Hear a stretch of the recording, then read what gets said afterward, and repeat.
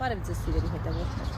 Այսօր որոշել եմ ձեզ ներկայացնել փոխառության պայմանագրին վերաբերող որոշ առանձնահատկություններ։ Ժողովրդական լեզվով ասած, փոխառության պայմանագիրը պարտքով փոխ տալն է։ Կարևոր է իմանալ, որ այս պայմանագիրը պետք է կնքվի գրավոր ձևով։ Դա չի նշանակում նոտարական վավերացում կամ այլ բարդություններ, բայց նշանակում է պարտադիր, որ պետք է լինի գրավոր փաստաթուղթ, որտեղից երևա թե ով ում ինչքան պարտքով գումար է տվել։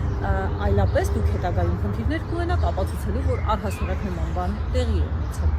Երկրորդ հանգամանքը, որ պետք է իմանալ, դա այն է, որ քաղաքացիական օրենսգիրքը նախատեսում է որոշ առանձնահատկություններ փոխառության գումարի, այսինքն պարտքով տրվող գումարի չափի հետ կապված։ Եթե դա մինչև 50,000 դրամն է, ապա պայմանագրում ոչ մի բան չնշելու դեպքում այդպիսի պայմանագիրը համարվում է անտոկոս, այսինքն ձեզ պետք է վերադարձվի միայն մայր գումարը, իսկ տոկոսներ դրան չեն հաշվարկվելու։ Եթե ուզում եք, որ այդպես չլինի, պայմանագրում պետք է նշեք, որ դա տոկոսով փոխառություն է եւ նշեք տոկոսների չափը։ Երկրորդ դեպքում, եթե 50,000 դրամից վերև է պարտքով տրվող գումարի չափը, ապա հակառակը ոչ մի բան չնշելու դեպքում էլ փոխառության պայմանագիրը համարվում է տոկոսով ու մայր գումարից բացի պետք է տրվեն նաև տոկոսներ։ Այս դեպքում ևս ձեր ցանկությամբ կարող եք պայմանագրում նշել, որ դուք անտոկոս եք տալիս եւ ուզում եք, որ ձեզ վերադարձվի միայն մայր գումարը։ Այսինքն երկու դեպքում էլ սկզբունքորեն իրավունքը ձերն է եւ դուք կարող եք որոշել ինչպես վարվել։ Եղեք տեղեկացված ձեր իրավունքներին, եթե ունեք հարցեր, կարող եք նշել այս վիդեոյի ներքո։